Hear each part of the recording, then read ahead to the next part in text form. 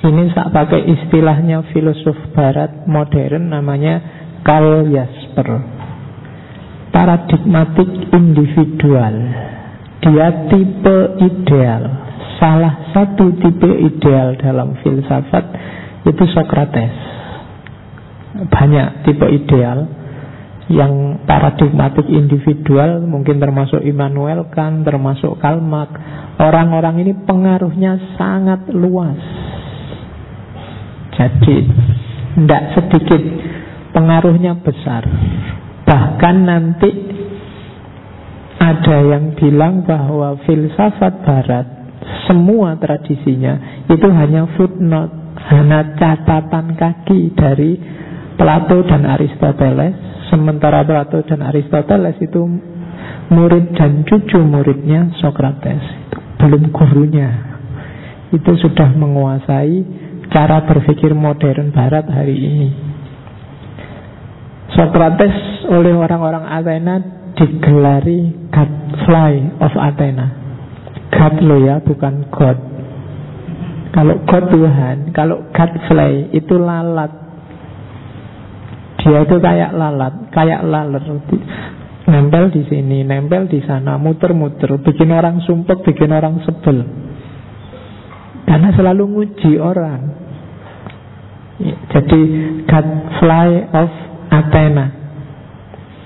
Dan saya bilang tadi dia pembaharu yang luar biasa, karena dialah yang menggeser. Filsafat itu kan tidak diawali dari Sokrates di Athena, tapi sebelum dia kan ada para filosof pra-Sokratik yang orientasinya kosmosentris. Cara berpikirnya fokusnya di alam. Alam ini aslinya apa ya? Ada yang bilang air, talas. Ada yang bilang api. Ada yang bilang air, api, tanah, dan udara. Lahirlah nanti Avatar. Ya, itu dasarnya dari Yunani.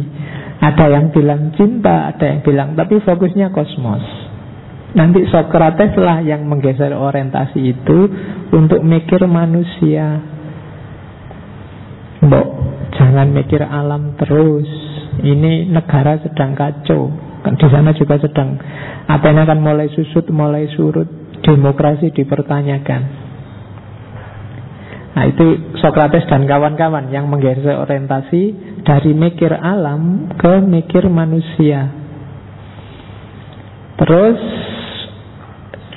itu yang pertama, revolusinya Sokrates. Revolusi kedua adalah antitesis orang-orang sofis, orang-orang sombong yang merasa ngerti apa saja. Jadi zaman itu muncul orang-orang yang memang pinter tapi agak gaya. Disuruh ngomong apa aja bisa, karena memang dasarnya pinter dan merasa menguasai segala cabang. Semakin banyak cabang yang dia kuasai, semakin dia merasa besar. Dan ilmuwan ini ilmuwan bayaran. Jadi kalau ada yang nyuruh dia ngomong, ya berani berapa. Dan bisa dipesan, silahkan ngomong tentang ini, dukunglah tokoh ini, dukunglah partai ini, nanti tak bayar sekian. Dan mau. Itu namanya kaum sofis zaman itu. Dulu, tapi kalau sekarang tidak ada. Tidak ada bedanya maksudnya. Jadi itu yang dilawan oleh Sokrates. Di tengah paradigma semua orang merasa pinter, merasa tahu, bahkan kepinteran ini dijadikan komoditas untuk cari uang, cari kekayaan dan kehormatan. Sokrates muncul dengan jargon, aku tidak ngerti apa-apa. Bukan aku rapopo loh ya, tapi aku tidak ngerti apa-apa. Dan karena tidak tahu kan, dia terus tanya. Dengan tanya itu sebenarnya dia tidak nyari pengetahuan untuk dirinya, sedang membimbing orang untuk sadar bahwa dia sebenarnya juga sama nggak tahunya. Itu gayanya Sokrates. Jadi dia bikin revolusi kesadaran. Dari kesadaran kesadaran gaya, kesadaran sombong, kesadaran nek basa Jawane kemenyek. Ya kemenyek itu ndak tahu bahasa Inggrisnya apa ya. Sok, bahasa Indonesianya sok. Menjadi kesadaran rendah hati. Aku itu nggak ngerti apa-apa. Yang saya tahu itu adalah bahwa saya tidak tahu apa-apa. Nah, ini pembalikan besar-besaran paradigma zaman itu. Oleh karena itu, Sokrates pada akhirnya dianggap ngerusak tatanan. Ya kan, orang kayak gini kan nyebelin. Orang sudah enak-enak, hidup tentrem, nyaman, mapan, dewasa asik, konsepnya dihancurkan, disuruh mikir ulang, disuruh tidak karu-karuan. Maka dia terus dianggap meresahkan di zaman itu. Akhirnya dia dilaporkan, terus disidang oleh pengadilan Athena, pengadilan demokrasi pertama dalam sejarah.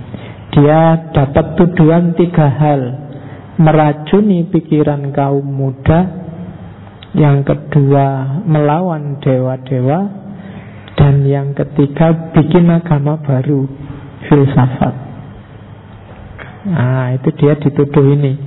Jadi meracuni pikiran kaum muda.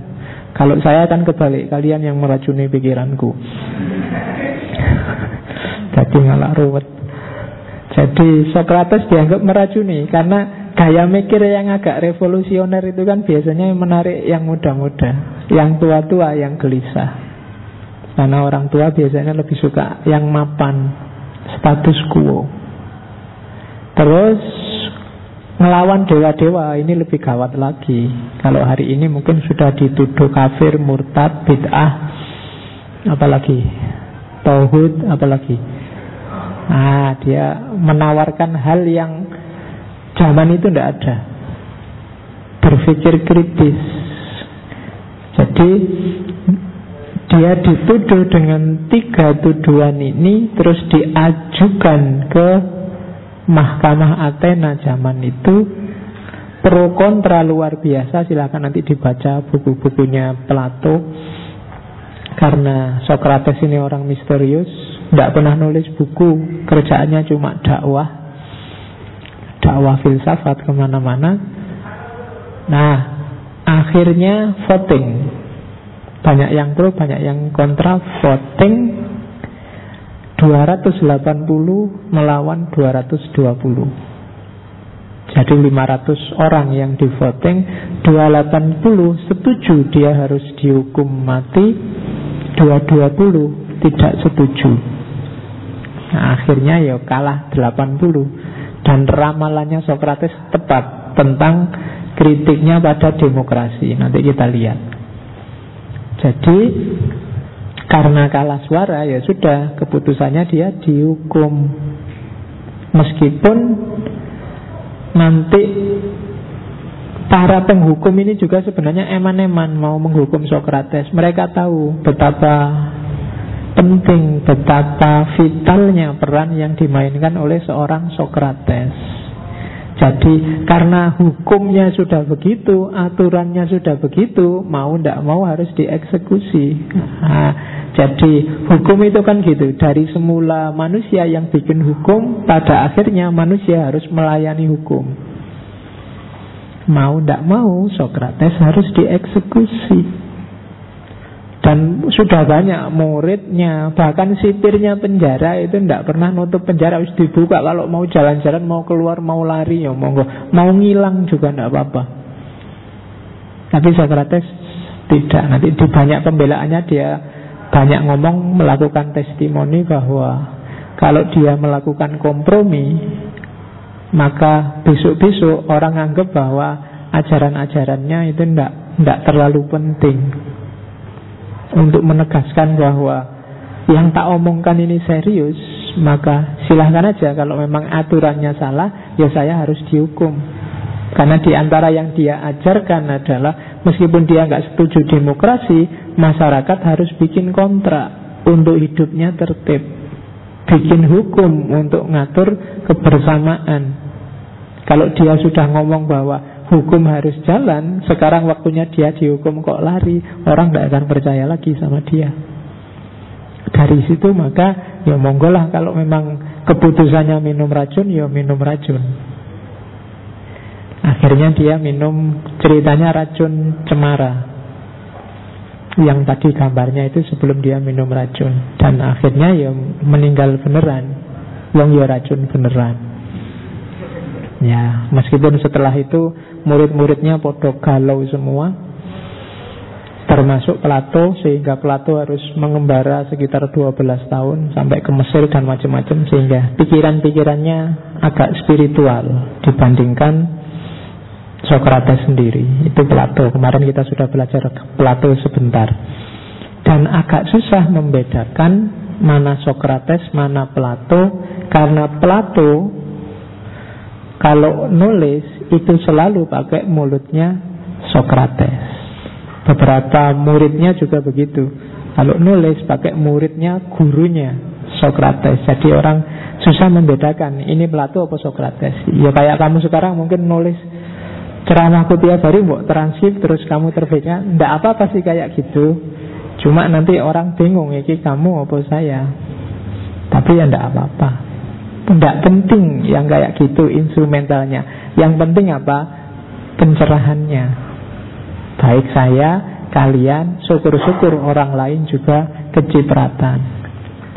Kalau sudah ngaji 3 tahun ndak cerah-cerah, ya ndak apa-apa, mau gimana lagi. Oke, bismillah, kita lanjutkan. Ini menurut saya diawali dari sini, ngaji ayat-ayatnya Sokrates.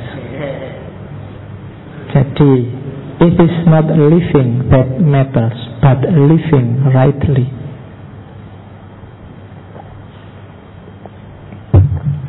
Jadi, persoalannya tidak sekedar hidup, tapi hidup yang benar. Kalau sekedar hidup, nyamuk juga bisa, ayam juga bisa, semua binatang juga bisa. Manusia kan tidak disekedar suruh hidup. Nabi Adam diturunkan ke bumi kan tidak sekedar disuruh menghabiskan umur, disuruh menghuni bumi, bahkan disuruh jadi khalifah. Jadi tidak sekedar hidup, tapi hidup yang benar itu kayak gimana? Jadi tugas kita tidak sekedar menjalani hidup, tapi juga mikir dan milih hidup yang paling benar.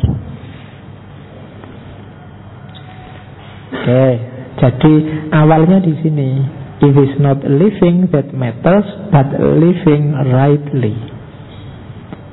Problemnya bukan hanya hidup, tapi hidup yang benar. Ya nanti pulang dari sini mulai mikir, hidupmu sudah benar apa belum? Sudah on the right track apa belum? Boleh sambil ditulis-tulis, sambil nunggu sepak bola. Oke, daripada besok kan mending nanti. Sopo ngerti kalah, besok galau. Oke, terus. Jadi cari hidup yang benar, bukan sekedar hidup saja. Kita lihat, kita awali hidup yang benar dari namanya Socratic Method. Metodenya Sokrates. Inilah yang dia lakukan tiap kali ketemu orang di Athena untuk nguji. Jadi cara dia dakwah bukan mau idho hasanah, tapi wajadilhum billati hiya ahsan. Mujadalah. Orang diajak diskusi, tapi caranya mujadalah tidak dengan bantahi pikiran orang lain. Ini bagi saya mujadalah yang bagus. Selama ini kalau mujadalah kita selalu memvonis pikirannya orang lain, nyalik kelirunya orang lain biar kita menang. Nah, bagi Sokrates itu tidak bijaksana. Hasilnya paling orang jadi mangkel. Tidak kayak gitu. Jadi dialogis itu ya orang diajak dialog. Kita memposisikan inferior, ditanyai terus. Janjane ngaji itu apa toh? Yang ngaji itu pokoknya di masjid. Emangnya harus di masjid? Kalau nggak di masjid nggak boleh. Terus harus ada kitab kuningnya? Enggak. Harus ada. Itu gayanya Sokrates. Sampai orang, iya ya, mungkin yo, itu berarti sudah ketemu kebenarannya. Berarti, atau paling enggak akhirnya adalah, wah, berarti selama ini aku keliru. Berarti selama ini ternyata aku enggak ngerti. Gitu kok ngerasa ngerti ya. Itu gayanya Sokrates. Asumsinya itu yang kedua, katanya Sokrates, sebenarnya setiap orang itu punya potensi, punya kapasitas untuk sampai dan mengalami kebenaran. Tidak ada orang yang tidak. Apakah itu orang pinter yang kamu anggap sangat pinter, atau orang biasa, atau bahkan orang bodoh, itu tidak ada hubungannya sama kualitasnya. Secara potensial, secara kualitas, setiap orang itu mampu kok menemukan kebenaran dalam hidupnya. Hanya saja ada yang males, ada yang tidak mau, ada yang salah jalan, ada yang mikirnya keliru, ada yang kiblatnya tidak pas. Ini yang harus diluruskan. Jadi dengan pakai asumsinya Sokrates ini berarti janjinya orang bodoh itu tidak ada. Setiap orang itu punya potensi untuk pinter. Dari sisi potensi semua orang sama. Hanya saja banyak orang yang males, banyak orang yang salah strategi, banyak orang yang alur mikirnya tidak pas. Itu yang bikin satu IP-nya 2, satu IP-nya 4. Tidak ada hubungannya sama kepinteran sebenarnya. Strategimu menyikapi hidup. Jadi kamu punya potensi. Setiap orang punya potensi. Maka hidupkan potensi ini. Gitu loh. Cara menghidupkan antara lain Socratic method. Metodenya biasanya orang menyebutnya metode dialog. Dialog itu dari bahasa Yunani dia dan logos. Dia itu bukan dua loh ya. Kalau logos jelas, logos itu akal atau nalar atau kata. Dia itu across kalau bahasa Inggrisnya. Apa? Melintas, menuju. Makanya bahasa Indonesia dia itu kan untuk bukan kamu tapi orang yang di luar. Jadi dia. Jadi saling dialog itu berarti apa? Saling melintas, saling menuju. Tidak kok sini ngomong apa, sini ngomong apa, tapi ada komunikasi. Itu dialog namanya. Kalau di Sokrates, dialog itu akhirnya antara etika dan edukasi. Tidak sekedar teori. Setiap dialognya Sokrates, ujungnya adalah pelajaran apa yang bisa kamu ambil dan apa yang harusnya kamu lakukan. Itu hampir semua. Kalau hari ini kan banyak orang diskusi, banyak orang dialog, banyak orang debat, yang hasilnya yo di ruang itu saja. Keluar ruangan sudah nggak ngefek. Paling jadi tulisan, jadi buku, bukunya ditaruh di perpus, nggak ada yang buka kecuali pas kamu nyari tugas makalah. Tidak ada gunanya katanya Sokrates. Ujungnya pasti kalau tidak etika ya edukasi. Didik apa sih pelajaran apa yang bisa kamu ambil untuk hidupmu dan apa yang harusnya kamu lakukan. Edukasi dan etika. Kenapa harus begitu? Karena kalau di Sokrates setiap ilmu itu pada akhirnya harusnya menyingkap hakikat hidup dirimu. Jangan ada ilmu yang sia-sia. Ilmu itu harus menaikkan level hidupmu, mewujudkan potensimu yang sudah bagus, sudah baik, sudah pinter tadi. Jangan ada ilmu yang sia-sia. Jangan ada ilmu yang mubadir. Jadi ilmu pun jangan mubadir. Tidak ada gunanya kamu ngoleksi ilmu yang ujungnya hanya koleksi saja. Ujungnya hanya pokoknya pinter Pak, aku teori apa aja ngerti, tapi hidupmu podo wae koyo biasa. Tidak ada gunanya. Buat apa mubadir ilmunya? Itu kayak kalau di hadis kan ada ilmu bila amal kasyajar bila samar. Ilmu berarti tidak berbuah. Tanamannya sih ada, pohonnya ada, tapi buahnya nggak ada. Tidak bisa kamu nikmati. Hanya kamu hafalkan. Dan itu yang dikritik oleh Sokrates. Setiap ilmumu tambah, maka jiwamu harus semakin telanjang.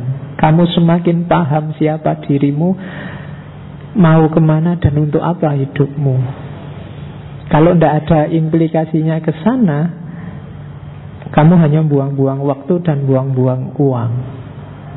Ya termasuk ngaji ini. Tiwas kamu capek ke sini, kalau hanya sekedar selesai dengan ngerti Pak, dan selesai, tidak ada gunanya, eman-eman. Kalau bisa, hidupkan kebenaran yang kamu yakini. Tidak sekedar diyakini. Iman itu kan disebut iman yang sejati. Kalau ya diyakini, ya diucapkan, ya dilakukan. Ilmu juga begitu. Ya diyakini kebenarannya, ya diungkapkan dan dijalankan. Itu baru ilmu yang berbuah. Problem manusia hari ini kebanyakan ilmunya tidak nyambung sama perilakunya. Oke, dokter yang tiap hari ngomong kesehatan, banyak juga yang ngerokok. Banyak loh dokter yang ngerokok, kemarin saya lihat juga ada. Terus dosen, guru yang tiap hari ngasih petuah, dia sendiri ya butuh petuah sebenarnya. Kayak hidupnya ya rusak. DPR, itu kan banyak yang pinter-pinter loh orang di DPR itu. Kalau kalian lihat, kalau debat itu bisa sehari semalam. Tapi tidak ngefek sama hidupnya.